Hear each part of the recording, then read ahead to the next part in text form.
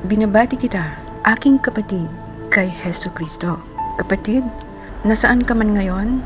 Ano man ang bigat na dala ng iyong puso? Marahil ikay nakikinig habang pagod mula sa trabaho. May iniisip na problema o tahimik na naghahanap ng sagot sa mga tanong na matagal nang bumabagabag sa iyo. Sa sandaling ito, hindi nagkataon lamang na narito ka. Inaanyayahan ka ng Diyos hindi para sermonan, kundi para samahan ka. At gusto kong sabihin ito ng malinaw at may lambing. Ang salita ng Diyos ay hindi ibinibigay upang tayo'y takutin o iparamdam na tayo'y kulang. Ito'y ibinibigay upang tayo'y gisingin sa pag-ibig. Ngayon, hayaan mong magsimula ako sa pagbabalik tanaw sa kwento ng talinghaga mula sa Mateo 25:1 hanggang 13. Please bear with me kung medyo mahaba ang talata. Ngunit masasabi kong hindi ito isang random na mensahe lamang na iyong mapapakinggan. Ito'y isang mensahe ng kapahayagan, paggising at espiritual na pagmulat. At maaaring ito isang personal na kapahayagan para sa iyo dahilan na ito'y napapadaan sa iyong newsfeed. Nagsisimula ito sa talinghaga na nagsasabi, ang kaharian ng langit ay maihahalin tulad sa 10 dalaga na kumuha ng kani-kanilang ilawan at lumabas upang sumalubong sa lalaking ikakasal. 5 sa kanila'y mga hangal at ang 5'y matatalino. Ang mga hangal ay kumuha ng kanilang mga ilawan ngunit hindi nagdala ng langis. Subalit ang matatalino ay nagbaon ng langis sa mga lalagyan kasama ng kanilang mga ilawan. Habang natatagalan pa ang pagdating ng lalaking ikakasal, ay inantok silang lahat at nakatulog. Ngunit ng hating gabi na ay may sumigaw, narito na ang lalaking ikakasal. Lumabas kayo at salubungin siya. Ang lahat ng mga dalagang iyon ay nagsibangon at inihanda ang kanilang mga ilawan. Sinabi ng mga hangal sa matatalino, pahingi naman ng langis ninyo. Namamatay na kasi ang aming mga ilawan. Ngunit ganito ang sagot ng mga matalinong dalaga. Malamang na hindi maging sapat ito para sa amin at sa inyo. Pumunta na lang kayo sa mga nagtitinda at bumili kayo ng para sa inyo. Habang sila ay pumunta upang bumili, siya namang pagdating ng lalaking ikakasal. Ang mga nakapaghanda ay kasama niyang pumasok sa pagdiriwang ng kasalan at pagkatapos ay isinara ang pintuan. Di nagtagal ay dumating naman ang ibang mga dalaga. Panginoon, Panginoon, pagbuksan mo po kami, pakiusap nila. Ngunit ito ang tugon niya, katotohanan ang sinasabi ko sa inyo, hindi ko kayo kilala. Kaya't magbantay kayo sapagkat hindi ninyo alam ang araw ni ang oras man. Ang talinghagang ito sa Mateo 25, si Jesus ay nakikipag-usap sa atin bilang isang mabuting pastol, tapat, mahinahon at may malasakit. Isinalisay niya ang kwento ng 10 dalaga na naghihintay sa lalaking ikakasal. Lahat sila ay inimbitahan. Lahat sila ay may mga lampara o ilawan. Walang itinuring na mas mahalaga sa simula. At marahil dito pa lamang makikita na natin ang ating sarili sa kwento. Lahat tayo ay tinawag. Lahat tayo ay binigyan ng pagkakataon. Lahat tayo ay nasa proseso ng paghihintay. Ngunit mga kapatid, alam din ni Jesus ang totoo tungkol sa buhay. Ang paghihintay ay nakakapagod. May mga panahong tila naaantala ang mga sagot sa panalangin. May mga sandaling tila tahimik ang Diyos sa ating buhay. At sa mga ganitong sandali, hindi nasusubo kung gaano tayo kahusay magsalita sa ating pananampalataya, kundi kung gaano tayo katapat magpatuloy kahit walang katiyakan o kasiguraduhan. Hindi sinasabi ng talinghagang ito na may mga taong mas mahal ng Diyos kaysa iba. Ang sinasabi nito ay ito, ang relasyon sa Diyos ay hindi minamadali at hindi hinahabol sa huling sandali. Ang langis sa ilawan, ang pananampalataya, ang pagtitiwala, ang panalangin lihim, ang pagsunod kahit mahirap ay inaalagaan araw-araw. Kaya habang tayo'y magkasamang nakikinig ngayon, inaanyayahan ko kayong huwag munang tumingin o ikumpara ang inyong sarili sa iba. Sa halip, hayaan nating tanungin tayo ng Diyos sa napaka-personal na paraan. Kumusta ang iyong ilawan? Kumusta ang iyong puso? At huwag tayong matakot sa tanong na ito. Sapagkat ang paalala ni Jesus na magbantay kayo ay hindi sigaw ng galit, kundi bulong ng pag-ibig, bulong ng kaligtasan. Isang paanyaya na manatiling handa, manatiling totoo, at manatiling nakakapit sa Kanya habang hinihintay natin ang piging na Kanyang inihahaga. Hindi lamang ito kwento ng kasalan. Ito ay larawan ng ating espiritual na kalagayan at ang ating paghahanda sa pagbabalik ng Panginoon. Sa talinghagang ito, malinaw na ipinapakita ang pagkakaiba ng matatalinong dalaga at hangal na dalaga at ang kahalagahan ng pagiging handa sa anumang oras. Kaya sa mensaheng ito, pag-uusapan natin ang piging ng kasalan at ang pagsasara ng pinto at kung paano tayo maging handang mananampalataya hanggang wakas. Sa kultura ng Israel, ang kasalan ay isang napakahalagang pagdiriwang. Ngunit sa talinghaga, ang kasalan ay hindi lamang selebrasyon. Ito ay simbolo ng kaharian ng Diyos. Sa panahon ni Jesus, ang kasalan ay hindi lamang isang seremonya kundi isang pinakamataas na anyo ng paanyaya at karangalan. Ang maimbitahan sa piging ay tanda ng pagtanggap, pagkikipag-ugnayan at pagiging bahagi ng bagong yugto ng buhay. Kaya't nang gamitin ni Jesus ang larawang ito, sinasabi niya na ganito ang kaharian ng Diyos. Isang paanyaya sa buhay, kagalakan at pakikipagkaisa. Ito ay larawan ng huling pagtitipo ng Diyos sa kanyang mga tapat.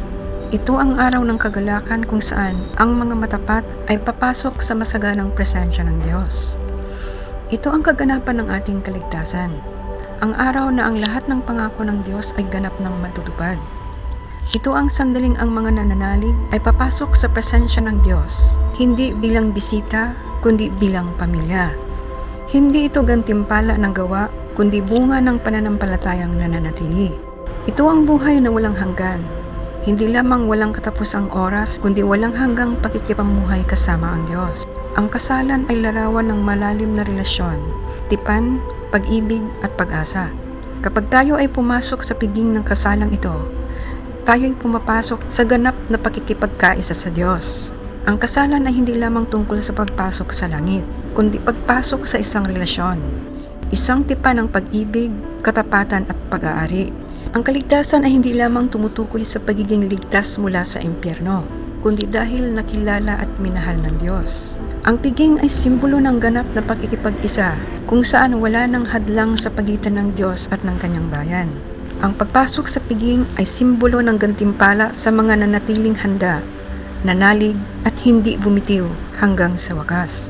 Ang pagpasok sa piging ay hindi biglaang desisyon sa huling sandali. Ito ay bunga na pang-araw-araw na katapatan, kahit walang papuri, palakpakan, kahit may pagod, kahit tila matagal ang paghihintay. Ipinapakita nito na mahalaga sa Diyos ang pagtsatsaga. Ang mga nananatiling handa ay hindi lamang tinanggap. Sila ay pinarangalan. Ngayon, ano naman ang kahulugan sa sinabi sa talinghaga na inantok silang lahat at nakatulog? Ipinapakita nito ang realidad ng mahabang paghihintay. Hindi ikinubli ni Jesus ang katotohanan na ang paghihintay ay nakakapagod. Ang pagkaantok at pagtulog ay hindi tanda ng kasamaan, kundi tanda ng kahinaan ng tao. Lahat, matalino man o hangal, ay napagod. Lahat ay inantok. Ibig sabihin, walang Kristiyanong hindi napapagod. Walang mananampalatayang hindi dumaraan sa panghihina. Walang naghihintay na hindi nasusubok ng tagal ng panahon. Hindi tayo hinahatulan ng Diyos dahil tayo'y napagod. Hindi ang pagtulog ang problema, kundi ang kalagayan habang natutulog. Napakahalagang pansinin ito.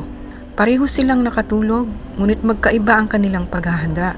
Ang matatalino, may langis pa rin kahit sila'y nakatulog. Ang hangal, walang langis kaya walang ilaw nang dumating ang sandali.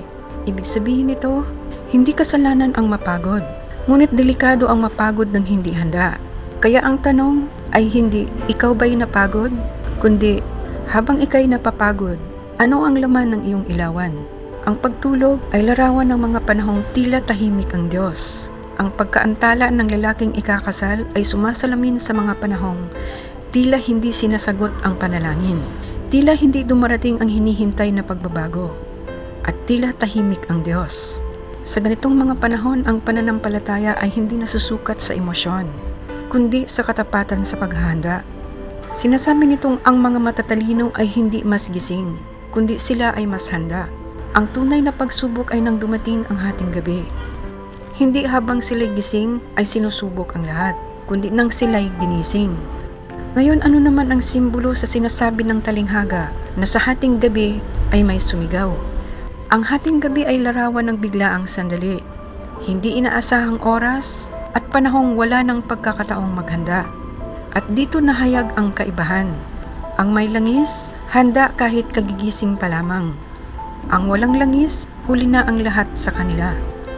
Ang langis sa talinghaga, ito ay simbolo sa tunay, buhay at personal na pananampalataya na pinapatnubayan ng banal na espiritu. Ang langis ay simbolo ng espiritual na kahandaan at tunay na pananampalataya. Hindi lang ito panlabas na anyo ng pagiging Kristiyano. kundi panloob at tuloy-tuloy na relasyon sa Diyos. Sa Kristiyanong panahon ngayon, ito ay paanyaya na maging laging handa, hindi lamang sa mga panlabas na gayak o pagganap, kundi sa puso at pamumuhay. Naglalarawan ito sa mga sumusunod: pagsunod at matatag na pamumuhay Kristiyano, personal na ugnayan kay Kristo na hindi maaring ipahiram o ipasa sa iba. Ipinapakita nito na hindi sapat ang panlabas na pagiging relihiyoso at hindi pwedeng umasa sa pananampalataya ng iba.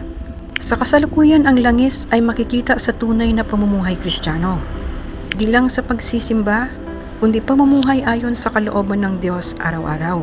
May bunga ng espiritu ng pag-ibig, pagtsatsaga, kababaang loob, at pagsunod. Personal na relasyon kay Kristo sa pamamagitan ng panalangin, pagbabasa ng salita ng Diyos, at pagsunod dito. Hindi sapat ang Kristiyano sa pangalan lamang, kundi patuloy sa paghahanda sa pagbabalik ni Kristo na maaring dumating anumang oras. Ang langis ay hindi minamadali. Ito ay inaalagaan at pinupuno araw-araw. Hindi na ipapamana ang pananampalataya. Hindi sapat na ang magulang, asawa o simbahan ay makadiyos. Bawat isa sa atin ay may personal na pananagutan sa Diyos. Kaya mga kapatid, ang talinghaga ay nagbibigay ng malalim na kaaliwan at seryosong babala. Kaaliwan na hindi ka nag-iisa sa iyong pagod dahil naiintindihan ng Diyos ang iyong panghihina. Babala na huwag mong hayaang maubos ang iyong langis habang ikaw ay naghihintay.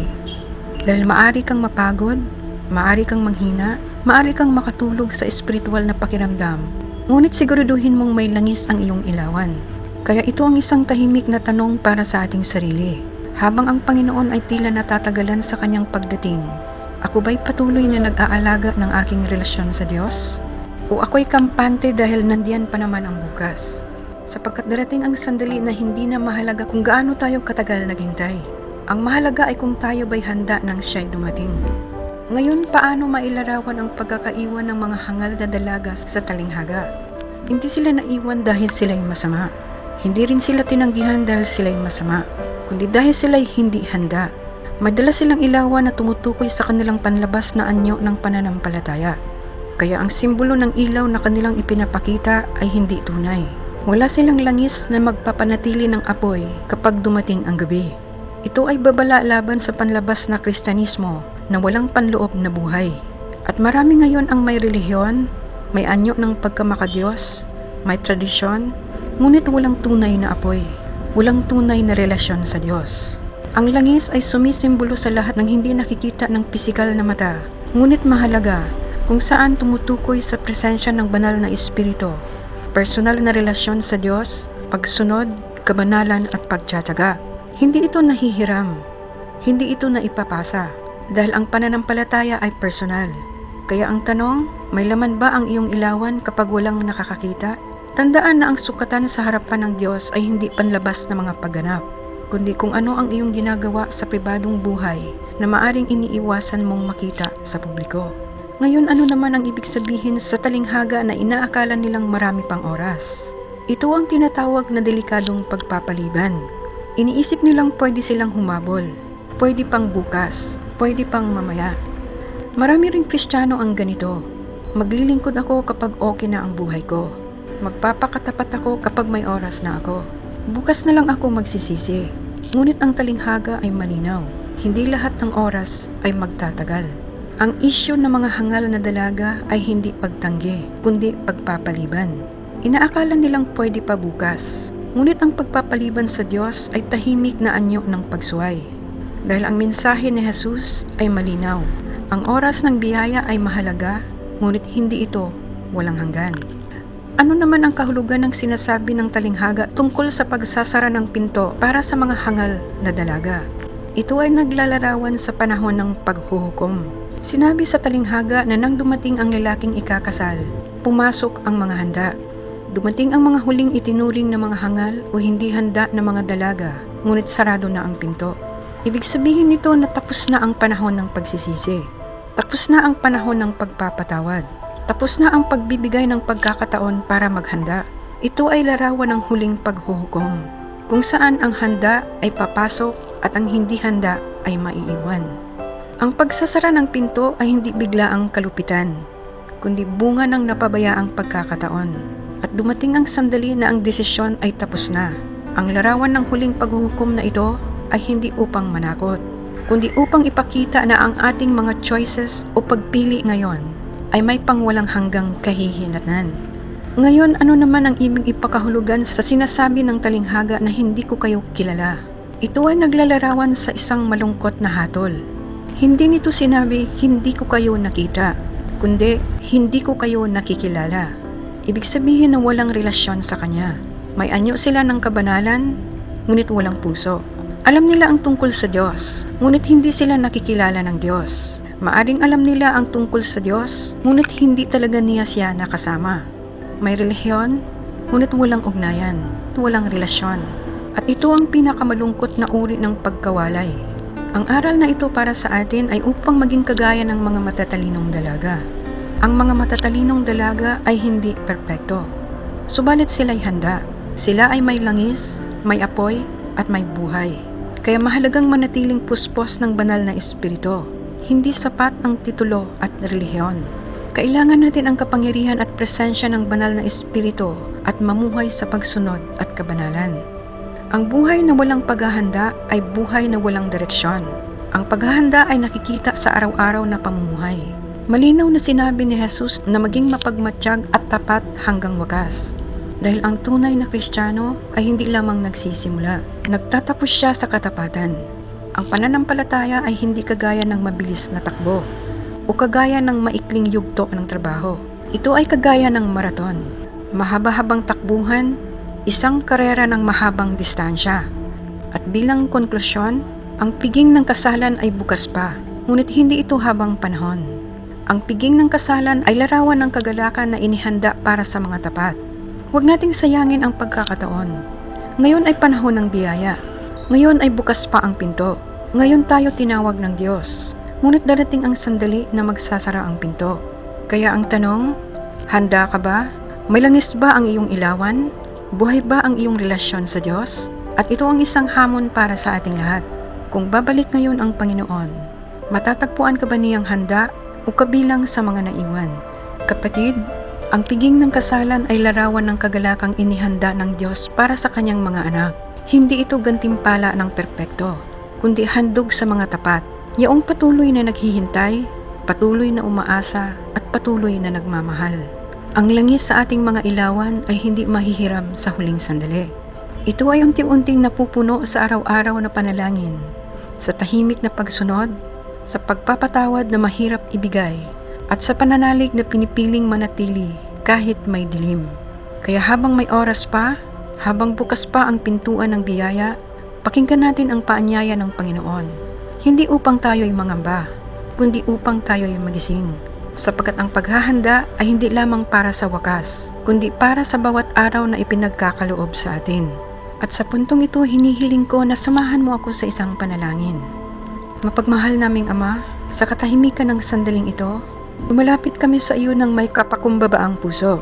Salamat sa iyong salita na hindi nanunumbat, kundi gumigising. Hindi naninira, kundi nag-aanyaya. Turuan mo kaming maghintay ng may pananampalataya, magbantay ng may pag-ibig, at mamuhay ng may katapatan.